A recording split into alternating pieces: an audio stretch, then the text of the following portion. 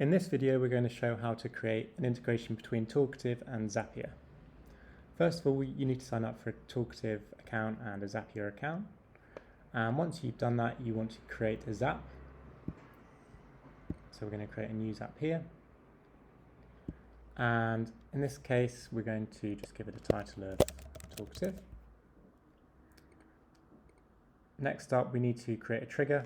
So we search for Talkative here and pick the latest version. Then at the moment, it's just the interaction completed event. And then you'll be prompted to connect to Talkative. So you're then prompted to fill out this form. So you should choose your region from the drop down here. In my case, because I'm using a staging account, which is not one of the listed URLs, this could also be the case if you've got a vanity URL. You want to paste that into your custom endpoint. If you're a regular user of Talkative though, you can just ignore this top field. Next up, you want to paste in the API key. So in your settings, look for API keys. And then we'll create one called Zapier. And then you want to copy this value, paste it into here, and then you can change the name as well if you want.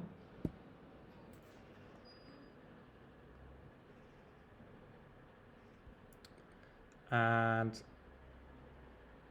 then we have completed that step. The next piece here then is, once this integration is created, it will create an integration interface in Talkative. So we're just going to call this Zapier demo. And the only other setup piece we need now is we need to grab the queue IDs that we want to insert into here for data collection. In this case, we're just going to do our chat queue, but you could have multiple queue IDs separated by commas if you wanted to. And then we're just going to continue.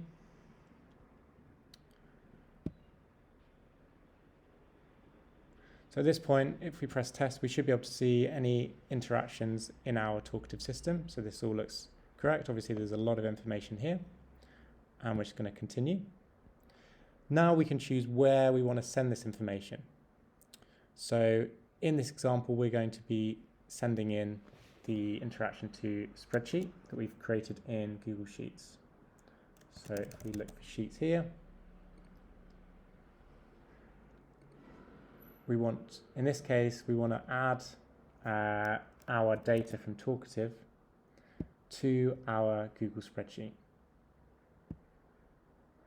In this case, I've already connected to my Google account, but you might want to connect it to yours.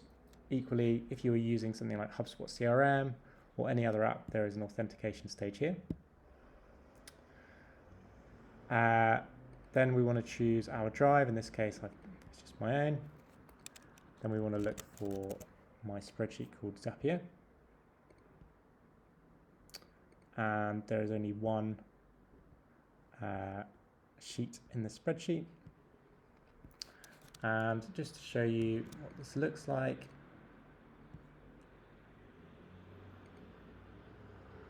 we've got, in this case, we can get rid of these examples. But we've got our headers here, and this will become relevant in a moment. So as you can see, the headers in our spreadsheet are values that we can write data to. You can absolutely create any other headers or interaction data types. So you might want to have feedback, was video used, customer name, anything you want. And then if you press refresh fields, that will show up here. In this case, we're going to map ID to the interaction ID within Talkative. Chat, in this case, we could do anything. Why don't we just go for the queue label?